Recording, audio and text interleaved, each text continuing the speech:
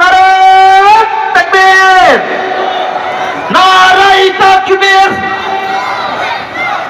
মাওলানা মুশতাক আহমদ সাহেবের আগমন ফয়জিয়া মাদ্রাসার পক্ষ থেকে, গাজীপুরবাসীর পক্ষ থেকে নারায়ে তাকবীর, নারায়ে তাকবীর।